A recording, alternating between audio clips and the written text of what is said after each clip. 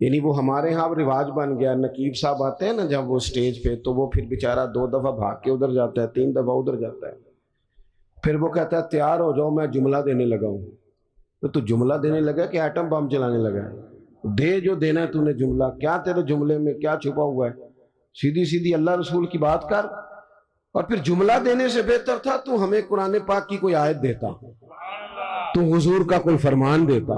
یہ کیا بھاگ دوڑ مچائی ہوئی ہے بلا وجہ کی۔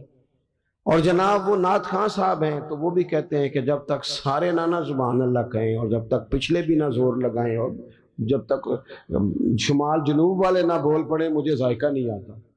بھئی تو نے تو 40,000 لیا، یہ تو مفت آئے ہیں سارے، تو زور لگا جس نے مال لیا ہے، اللہ تعالیٰ سمجھ عطا کرے۔ تو ہمارے ہاں یہ ہے جذباتی چیزیں۔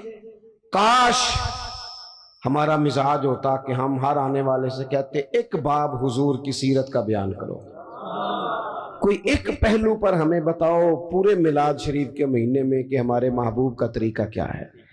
ہماری طبیعت ہوتی کہ ہر جمعے میں اگر ہم شوق پیدا کر لیں نا، جمعے میں وقت پہ جائیں، تو میری طرح کا نکمہ مولوی بھی ہو تو وہ تیاری کرنے لگ جائے گا، لیکن ہم جاتے ہی نہیں۔ ہم تو آخری 10 منٹ میں جائیں گے تو وہ بھی 10 منٹ کی تیاری کرے گا، پہلے دیواروں کو سنانا ہے اس نے۔ جب تک ہم حضور کی مکمل سیرت کو نہیں پڑھتے، سیرت عالیہ کا پورا مطالعہ نہیں کرتے، جئیں گے تو صحیح پر جینے میں مزہ نہیں آئے گا۔ جن لوگوں نے مکمل پڑھ لیا تھا نا، محبوب کو دیکھ لیا تھا، سمجھ لی تھی چیزیں، اپنی فہم میں اتار لی تھی، ان کو پھر لطف آیا، جینے کا بھی مزہ آیا اور دنیا سے جانے کا بھی مزہ آیا۔ وہ لوگ جب دنیا سے جاتے تھے نا، صحابہ اور اہل بیت، تو وہ رو رو کے نہیں جاتے تھے، ان کے مزاجوں میں، لفظوں میں، جملوں میں کوئی مایوسی نہیں نظر آتی تھی۔ وہ یہ نہیں کہتے تھے میرے بچوں کا خیال کرنا، وہ یہ نہیں کہتے تھے اوہ ہو فلانے کی چیز کا دھیان رکھنا، ان کو یہ نہیں کہنا پڑتا تھا فلانی جگہ بڑی مشکل ہے وہ حل کر دینا، بلکہ وہ تو بچے چھوٹے چھوٹے ہیں، گھروں میں بیٹھے ہیں، بیویاں بیوہ ہو رہی ہیں، لیکن وہ جب میدانوں میں تیر کھاتے تھے تو کہتے تھے رب کعبہ کی قسم آج تو اللہ نے کامیابی عطا کر دی ہے۔ وہ تو کہتے تھے کامیاب ہو کے جا رہے ہیں، کامیاب۔ حضور کی سیرت مبارکہ پر غور کیا جائے، اپنی زندگی کو سنت اور شریعت کے سانچے میں ڈھالا جائے۔ اور سنت اور شریعت ظاہری اولیاء کا نام نہیں، فقط اولیاء بنا لینا دین نہیں، فقط۔ آپ کی توجہ ہے میری بات پر؟ اور بعض لوگ میری طرح پگڑی داڑھی والے ہو جاتے ہیں تو وہ سمجھتے ہیں میں نے کل دین اختیار کر لیا ہے۔ اس سے بھی ہمیں بچنا ہے۔ نبی پاک علیہ السلام کا جو سب سے پہلا تعارف ہے نا، وہ تو صادق اور امین ہونے کا ہے۔ تو دیکھا تو یہ جائے گا تو سچ کتنا بولتا ہے۔ تیری سنت اور شریعت اور حضور کے دین پر چلنے کا آغاز تو یہاں سے ہوگا کہ تو دیانتدار کتنا ہے۔ تیرے ساتھ اگر کوئی مالی لین دین کرتا ہے تو تیرے اندر صفائی کتنی ہے۔ بات یہاں سے، میرے پیر بھائی آئے ہوئے تھے تھوڑے دن پہلے کافی سارے، تو میں ان کو کہہ رہا تھا کہ یاد رکھنا، اگر تمہارا لوگوں سے لین دین ٹھیک ہوگا نا، بیوی کو ڈانٹو گے نہیں، گالی نہیں دو گے، تو خود بخود سمجھ آ جائے گی کہ پیر صاحب تربیت ٹھیک کر رہے ہیں۔ اور اگر میری کرامت ہی سناؤ گے نا گھر جا کے، اور کوئی پابندی نہیں، کوئی اخلاق کا پتہ نہیں، تو پھر وہ صاف صاف کہے گی اے دسے تینوں تیرے پیرا نے۔ یہ سبق دیتے ہیں استاد جی۔ پھر میری کرامتیں سنانے سے تھوڑے کوئی مطمئن ہوتا ہے۔ عزیز، صرف ظاہری حلیہ نہیں، سب سے زیادہ ضروری ہے زبان کی سچائی، مال میں صداقت، صفائی۔ آپ لین دین کے پورے، ہمارے ہاں لوگ کہتے ہیں فلانے چودھری صاحب نے بیٹی کو حصہ نہیں دیا، تو میں کہتا ہوں جس کی 5 مربع زمین ہے اس کی بیٹی کا بھی حصہ بنتا ہے، اور جس کا 5 مرلے کا گھر ہے نا، پوچھ لینا مفتی صاحب سے، حصہ تو اس کا بھی بنتا تھا، تو اس نے کیوں نہیں دیا؟ صرف یہ آپ نے بڑے آدمی پر ہی الزام دینا تھا، گفتگو ہی کرنی تھی۔ جب تک آپ اپنے معاملات میں پوری صفائی نہیں رکھتے، جب تک آپ دیانت کا مظاہرہ نہیں کرتے۔ آج کل ہماری دیانتداری اس طرح کی ہے، ہمارے ایک دوست بتانے لگے کہ ایک آدمی گزر رہا تھا تو اسے جوتے کا ایک پیر مل گیا، جوتا بڑا مہنگا تھا، نیا تھا، ڈبے سے کسی کا گرا تھا، ایک پیر ملا، انہیں ڈھونڈنا شروع کر دیا، کس کا ہے جوتا، کس کا ہے، کس کا ہے، کس کا ہے، وہ گلیوں میں آوازیں دیتا جا رہا ہے اور کسی کا جوتا گر گیا ہے۔ تھوڑا سا آگے جا کے نا اسے دوسرا پیر بھی مل گیا، پر اس نے مالک ڈھونڈنا بند کر دیا۔ اس نے کہا ٹھیک ہے اب ضرورت نہیں۔ جب تک وہ ایک تھا نا، دیانت داری عجیب ہے نا، یعنی کسی کو کہیں نا یہ مرغا بیمار تھا تو ذبح نہیں ہوا تو مر گیا ہے، تو وہ کھائے گا تو اسے الٹی آئے گی، کہے گا یہ حرام ہے۔ صحیح کہہ رہا ہوں؟ میری بات ٹھیک ہے؟ وہ مرغا جو 500 کا ہے وہ حرام موت مرا، ذبح نہیں ہوا، تو وہ کسی کو کھلائیں تو الٹی آتی ہے۔ بھئی اس پہ الٹی آتی ہے تو 50,000 حرام کا ہو تو اس پہ الٹی کیوں نہیں آتی؟ 50 کروڑ حرام کا تو اس پہ الٹی کیوں نہیں آتی؟ یہ کیا بات ہوئی کہ اگر تھوڑی چیز ہے تو معاملہ اور ہے، بڑی ہو جائے تو؟ مجھ سے ایک دفعہ ایک صاحب نے پوچھا، انہوں نے کہا کہ عیسائی کے ساتھ روٹی کھانی جائز ہے؟ میں نے کہا یہ مسئلہ غریب عیسائیوں کے بارے میں پوچھتے ہو، اس کے ساتھ بھی ناجائز ہے، لیکن عیسائی اگر امریکہ کا صدر ہو تو اس کے ساتھ بھی ناجائز ہے۔ اگر آپ نے اس لیے کہ وہ مشرک ہے، ناپاک ہے، نجس ہے، اس سے آپ نے پرہیز کرنی ہے تو پھر اس وقت بھی مسئلے پوچھا کرو جب وزیر اعظم ہاؤس میں دعوت ہوتی ہے اور کئی مشیر مولوی بھی بیٹھے ہوتے ہیں بیچ میں، کئی منسٹر مولوی، اس وقت کبھی نہیں کسی نے مسئلہ پوچھا؟ کیا دین کا فتویٰ اس لیے ہے کہ غریب ہو تو فتویٰ اور ہے، امیر ہو تو مسئلہ اور ہے؟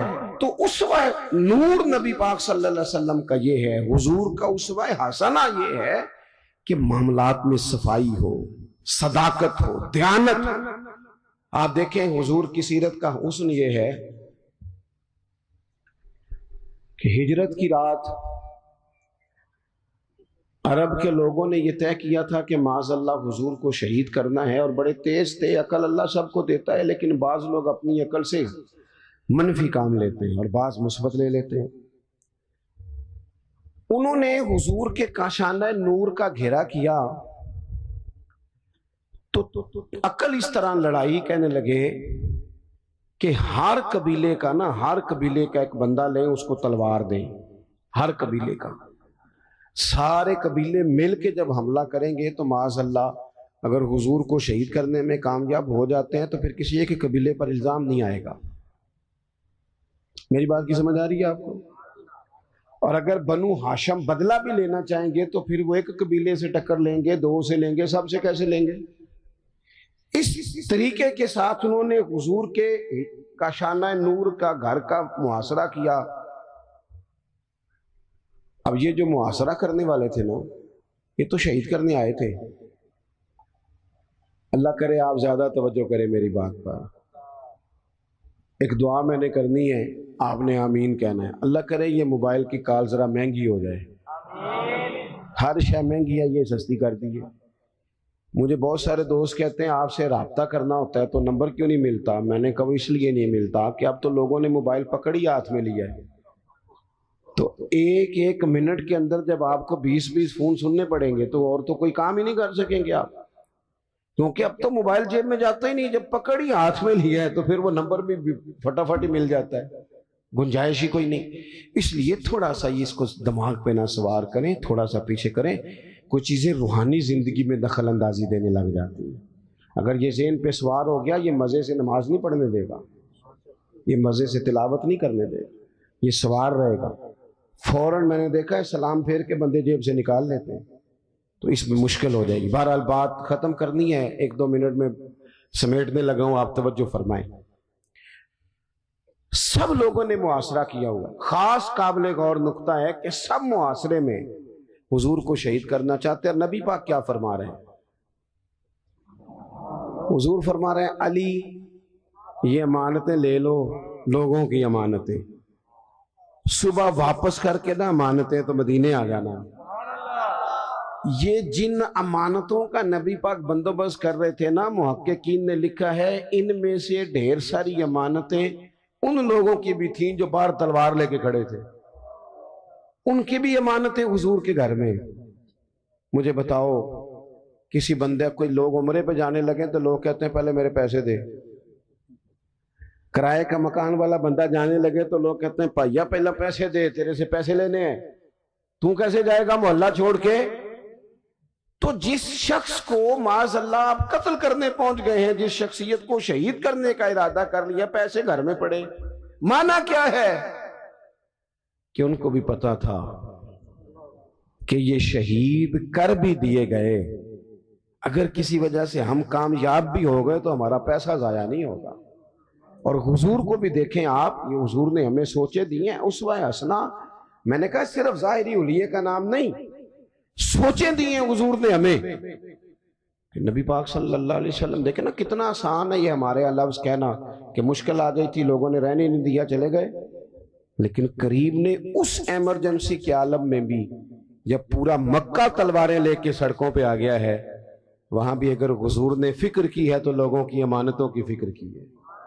اور قربان جائیں، مولا علی سے بھی جب کسی نے پوچھا کبھی مزے سے بھی سوئے، کہنے لگے وہ رات ہی مزے سے سویا تھا۔ تو کہا جناب وہ تو خطرہ تھا، اگر وہ پردہ نہ اٹھاتے اور آپ پر اسی طرح حملہ کر دیتے تو حضرت علی کہنے لگے ایسے ہی کر دیتے، ساڈے نبی دی زبان ساڈے واسطے قرآن۔ حضور نے فرمایا تھا علی سو جا، سویرے امانتیں دے کے مدینے آ جانا۔ جب حضور نے کہا تھا سو بھی جا تو مجھے سمجھ آ گئی سوؤں گا بھی، جب کریم نے کہا سویرے اٹھنا ہے تو سمجھ آ گئی سویرے اٹھنا بھی ہے، جب کہا امانتیں دے دینا تو سمجھ آ گئی امانتیں دینی بھی ہیں، اور جب کہا تھا مدینے آ جانا تو سمجھ آ گئی جناب اسرائیل اتنی دیر نہیں آ سکتے جتنی دیر حضور کا مدینہ نہ آئے۔ جنوں ویکھ کے ٹھر دیاں آکھیاں نے تو جنوں ویکھ کے ٹھر دا سینہ ہے، ربا تیری ساری خدائی چیک کی تے شہر مدینہ ہے، اور رب بھی جانے سونے محبوبہ تیرے شہر دیاں بھی کی لذتاں نے۔ ایک رون جنہاں نے ویکھیا نہیں تے ایک رون دوبارہ جاون لئی، ایک رون جنہاں نے ویکھیا نہیں، ایک رون جنہاں نے ایک رون دوبارہ جاون۔ تو عزیز حضور نے وہاں بھی امانتوں کا خیال کیا، مزاج نہیں۔ آپ یقین کریں جھوٹ اور بددیانتی تو کھا گئی لوگوں کو۔ بیوی کہہ رہی ہوتی ہے کہ چل تھوڑے پیسے دے دیا کر، سچ تو بولا کرنا، لاہور جاتا ہے تو لاہور کا ہی بتا کے جایا کر۔ ماں کہتی ہے پتر تھوڑے وعدے کر پر سچے کر۔ کیا کیا ان حکمرانوں نے؟ اب تو میں تو کئی دفعہ کہتا ہوں ان سے تو کوئی امید ہی نہیں۔ اب پچھلی حکومت کہہ رہی تھی، اس سے پچھلی نے مہنگائی کی ہے، تو یہ کیا کہہ رہی ہے؟ تو کی کس نے ہے؟